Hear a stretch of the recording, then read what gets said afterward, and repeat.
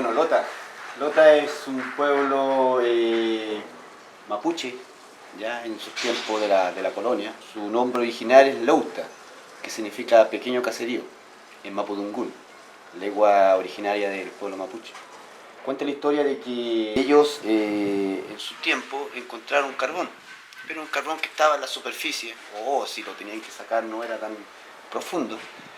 Y por ahí llegaron algunos ingleses, los cauciños, no sé si serían ellos los que lo hayan visto, pero llegaron a oído de ellos que estos mapuches producían fuego con ciertas piedras. ¿Ya?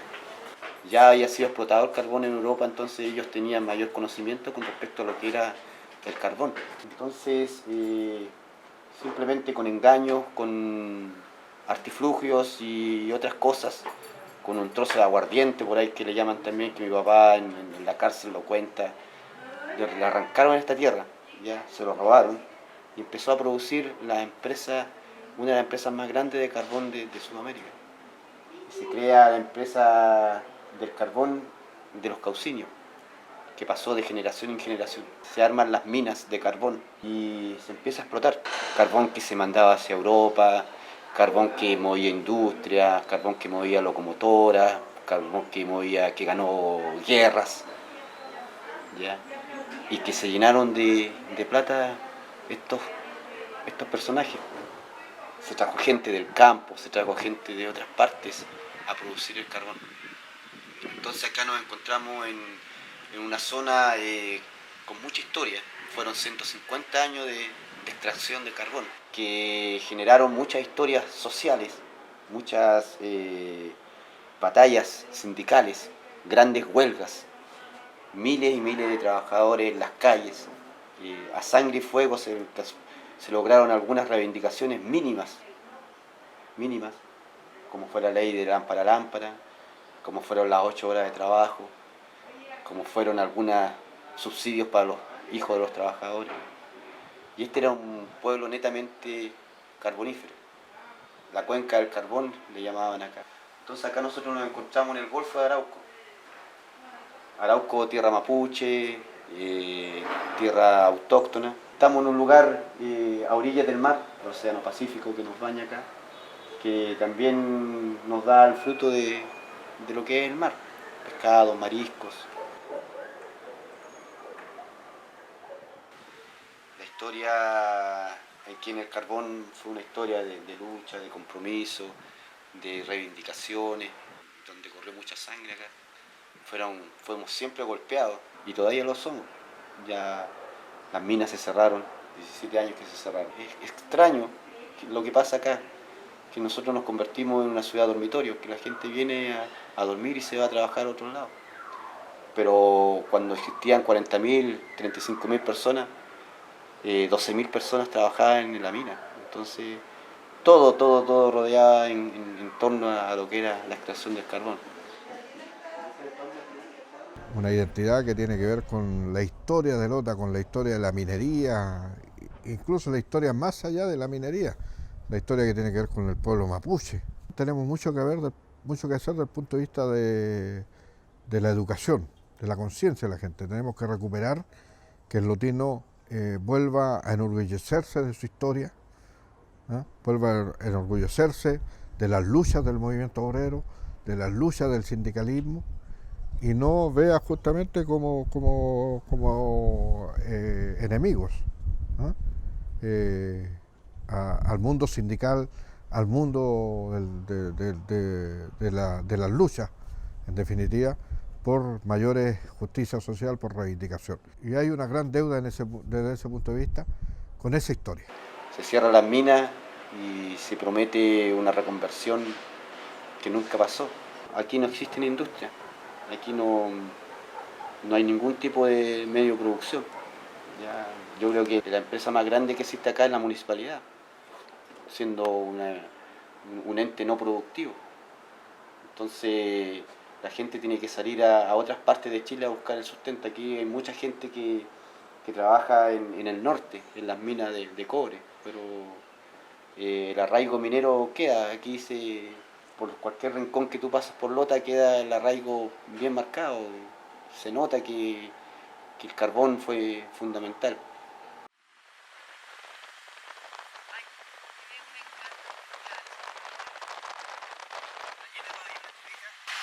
era el sector. Lo que pasa es que la gente de que trabajaba en la mina vivía de como 5 cuadras más para allá, de ahí para acá.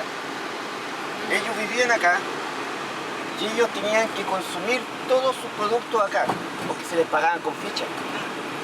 Entonces la ficha vale por un kilo de azúcar, por ejemplo, vale por kilos de harina. Ellos no podían con esa ficha ir a comprar a otro lugar. No podían bajar al centro de Lota, porque ellos no recibían dinero, recibían fichas. Desde la esquina ahí para acá era todo territorio de ellos, de los cauciños. Ellos eran dueños. De los cauciños. Aquí había un arco antiguamente que nadie podía entrar si tú no eras trabajador de la mina. Y de aquí para allá ya no hay más pabellones. Son casas normales. Te cuento un poco la historia. Allá donde hacen el pan. Hacen el pan, sí. Claro, ¿te acuerdas que te hablé del...? De las familias, ¿no? Sí, y no de los hornos comunitarios. Los hornos comunitarios, sí. Eso Silvana nos dice que frente a su casa había uno. Sí, que lo era estaba mostrando. justamente, sí. Claro. Y entonces ahí muestran los trabajadores, las mujeres preparando el pan, cocinando allá. Aquí se juntaba una serie de mujeres y cocinaban el pan El para, pan, para la todo. comunidad, ¿no? Claro, para sus familias, para... Y allá están los pabellones típicos, las casas. pabellones, claro, sí, que son cierto. estas que están acá. Y tú, mira, tú los ves allá. Son continuas todas, Todas. y en cada una... Y tienen casas por atrás y por delante. Ajá. De carbón. Pero son, no es carbón eso. Pero son así, son reales. Sí. No son piedras que las pintaron. Claro. Pero esos son carros reales. Vamos a ir a una mina que todavía existe, pero en forma turística no. Que se llama la mina. El Chiflón del Diablo. ¿Por qué se le llama así, lo del diablo? Porque pasaban muchos accidentes. En cada momento existían accidentes. Moría gente, habían derrumbes. Entonces el temor de que pasara siempre, la gente le puso el Chiflón del Diablo. Pero este Baldomero Lillo era un escritor. Él contaba cuentos. Ajá. Qué bueno. Ya. Este era un minero que contaba cuentos. Y todavía existen los... Búscate el Subterra, el libro Subterra. Ay, creo que nos han hablado de él ya. Es muy lindo. Mira, si tú buscas esa película a la vez, te vas a dar cuenta de cómo era la mina en el principio del siglo XIX.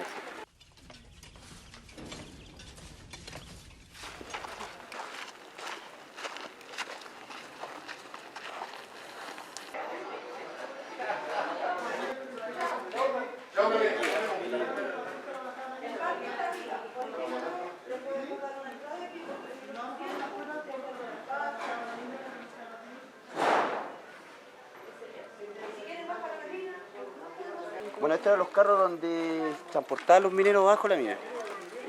Aquí en la mina Pique Grande, 500 metros de profundidad, llegaban a una galería principal y la galería principal se subían los trabajadores y los trasladaban 4 o 5 kilómetros bajo el mar.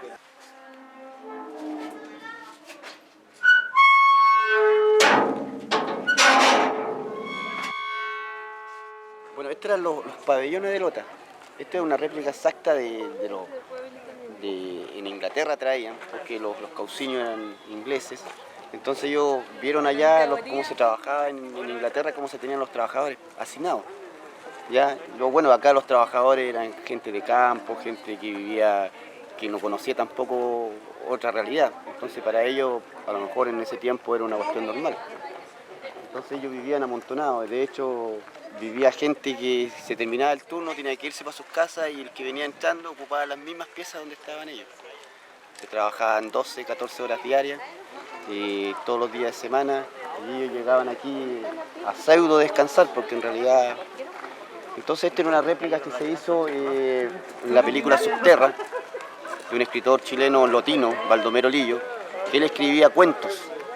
Entonces él relataba en cuentos todas las vivencias en Interior Mina, con grandes personajes, donde jugaban los niños. Bueno, y acá está la pulpería, la que yo contaba anteriormente, que de la única manera de comprar era con las fichas que pagaba la misma empresa. Y lógicamente dueño de la pulpería era la empresa también.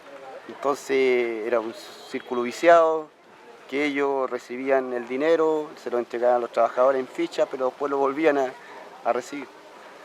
Entonces En realidad era bastante dura. El gas grisú, explosiones, derrumbe. Moría todos los días, salía gente muerta. Y la gente aquí afuera esperaba a sus familiares. Cuando había algún accidente, se sabía, se tocaron una bocina en Lota y venía toda la gente a mirar si volvía su marido, su hijo. Y esto era de generación. Trabajaba el papá, trabajaba el abuelo, trabajaba el hijo. No había otra cosa que trabajar en la mina. Esto era un negocio redondo, ¿no? Era un negocio redondo, redondo. Esto, para la guerra del Pacífico que hubo en Chile, en 1800, principio del 900, que se hace una guerra había unas cosas parecidas en el norte de Chile que era el salitre. El salitre eran dueños también ingleses, me parece, si mal no recuerdo. Entonces el salitre estaba en manos de los ingleses, pero era territorio peruano y boliviano. Y a través de unos arreglos que hizo el gobierno de ese entonces chileno con los empresarios, le dice: nosotros te podemos cobrar menos impuestos que los peruanos y los bolivianos y este territorio puede quedar de nosotros. Pero necesitamos financiar la guerra. Los empresarios financian la guerra del Pacífico, llevan a campesinos, obreros a pelear, a morir allá. ¿Y qué es lo que movilizaba a todos los barcos a vapores? Era el carbón de Lota. El carbón de Lota se trasladaba de aquí a 2.000, 3.000 kilómetros de distancia, a 3.000 kilómetros de distancia, y se ganó la guerra del Pacífico con el carbón de acá de Lota.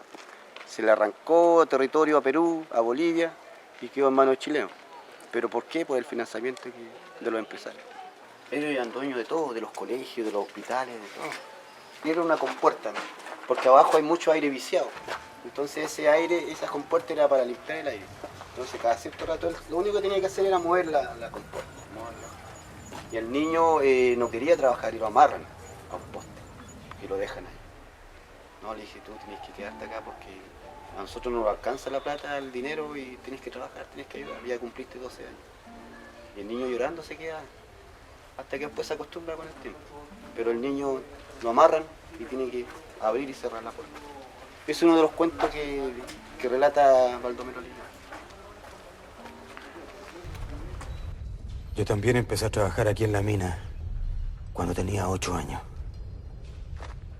Aprende. El gas que emana el carbón es un gas que se llama grisú. Es un gas que no, como todos los gases, no tiene olor, tú no lo sientes.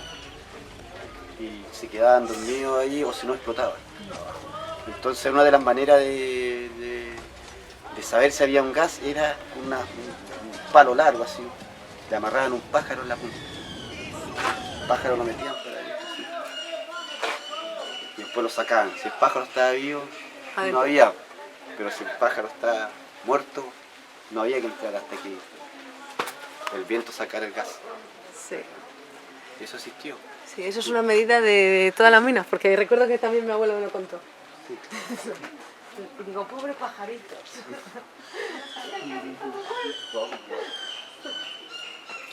No solamente compraron acá el territorio, sino que compraron estos bosques acá, eran de ellos, porque ellos trajeron el eucaliptus.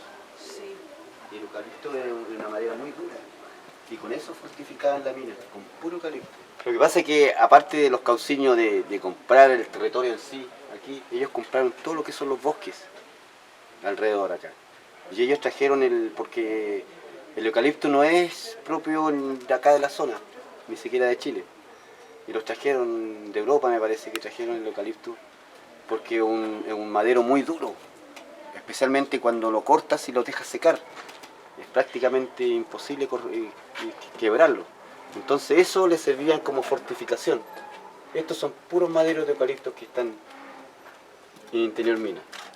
Y eso aguantaban el cerro para que no se cayera. Pero después que se cerró esto, pasó algo peor, porque se les pasó todo este bosque a las grandes celulosas y ellos son dueños de todo esto, particulares. Y se les quita de territorio a los mapuches, y cada vez se les va hacinando más, y se va empobreciendo más el pueblo originario. Entonces ahí está siempre la disputa de, bueno, ¿quiénes estuvieron primero? Es como nosotros decimos acá, cuando trajeron a Colón, ¿qué descubrió? No, nada, pues, si América ya existía, él no descubrió nada. Además que nunca supo lo que descubrió. Esto era territorio mapuche. Entonces ellos eran dueños desde el río Biobío para acá, eran dueños de todo esto. Sin embargo, ahora no son dueños de nada. Las transnacionales se han llevado todo. Y los bosques son las grandes empresas multimillonarias. Y siguen sacando dinero y siguen sacando plata. Es un mundo Qué al pena. revés. El que más trabaja menos tiene y el que menos trabaja tiene más. Y ahí están los caucinios, los fundadores de las minas de Carlota. Ellos llegaron con su familia, eran ingleses. Arrancaron todo este territorio al pueblo mapuche y empezaron a crear sus minas. Y pasaron de generación en generación. Y ellos vendían todo acá, todo lo que hacía los vendían. El año 70, después de la victoria del gobierno de Salvador Allende, se nacionaliza la Empresa Nacional del Carbón. Y empieza a ser, antes se llamaba Empresa Industrial Minera, Lota. Y desde ese entonces, el año 70, se nacionaliza las minas y se llaman Empresa Nacional del Carbón. Y ahí ya pasa a ser 100% del Estado.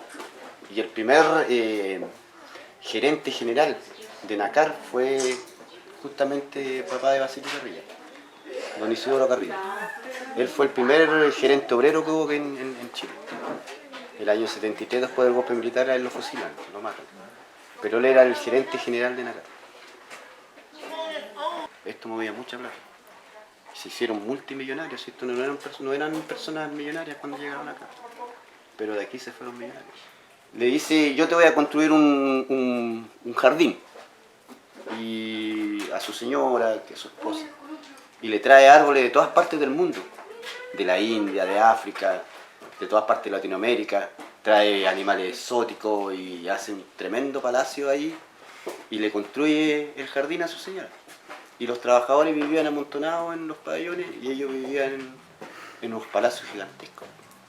De hecho, en Santiago todavía existe la réplica exacta del Palacio Cauciño.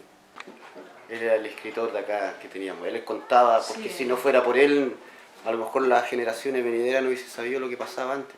Entonces él plasmó en los cuadernos cuentos. Lo único que no era real a lo mejor eran los nombres de los personajes, pero en realidad era tal cual como lo contaba Baldomero Lima. Aquí se fundía cobre, se hacían ladrillos, se hacían cerámicas, se hacían hierros, todo se hacía. Y todo era dueño del mismo dueño. Entonces si tú te fijas, ahí dice Lota. Ahí dice Lota, porque se construía, eran ladrillos de refractario, para las calderas. Ah, las calderas, claro. Eran ladrillos refractarios, todas las construcciones de los pabellones eran que hacían ellos sus propios ladrillos. Y se hacían cerámicas, las mujeres trabajaban en esto, en la cerámica, los hombres trabajaban en la mina. Estos jarros no sé si serán de eso, pero yo creo que sí. Pero aquí se hacía todo. Sí, yo creo que en su momento Lota fue una de las ciudades más industrializadas en Chile. De hecho, aquí en Lota fue la primera ciudad, la segunda ciudad en Sudamérica en tener energía eléctrica. La segunda en Sudamérica. En Sudamérica. La primera parece que fue en Buenos Aires y la segunda fue... Sí, pues, incluso veía en las máquinas que están afuera también, hay harta máquina con harta hidrolicidad Claro. que para el tiempo no era como muy Claro. común. Y aquí se arma, bueno, viene Thomas Edison de Inglaterra a armar la central hidroeléctrica que está en Chivilingo. Y bueno, dentro de la película de Subterra, de Baldomero Lillo, cuenta ahí y sale cuando se construye la primera central. Pero los trabajadores no tenían luz y la luz era para... Para las máquinas, ¿no? No, sí, un poco para la mina, pero más que nada eran para la casa de los cauciños. Claro.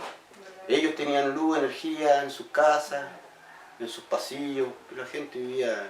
A pura vela, ¿no? Claro. Y abajo en la mina se trabajaba con caballos, ¿no? Se bajaban los caballos cuando tenían 1 año, 5 años, y con caballos se tiraba el carbón hacia arriba. Los caballos los tenían 5 o 6 años, los caballos después salían ciegos, porque no podían ver la luz del sol cuando salían.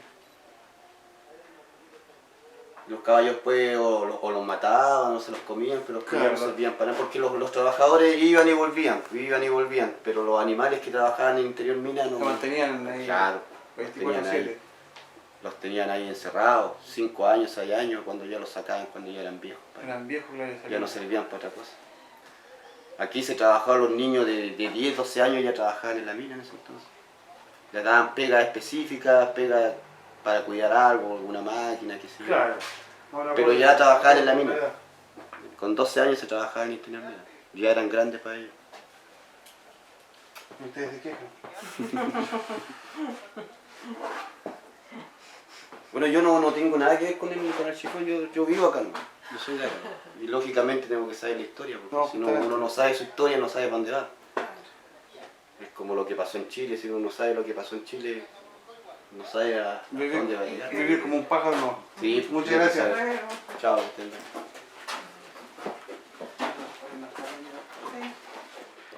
Fue la labor del mundo social, de los dirigentes, que construyeron mayor justicia social, que fueron capaces de terminar de una u otra forma con grandes injusticias, como era, por ejemplo, la forma más inhumana que había para trabajar en las minas de carbón.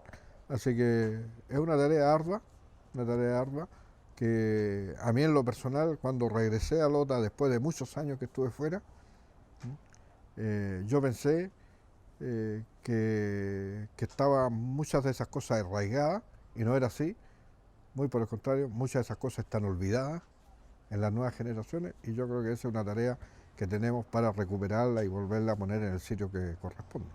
No solamente en Lota, sino que en Chile, lo que pasó en tiempo de dictadura acá, hay que saber lo que pasó con respecto a los derechos humanos para que nunca más pueda pasar todo eso.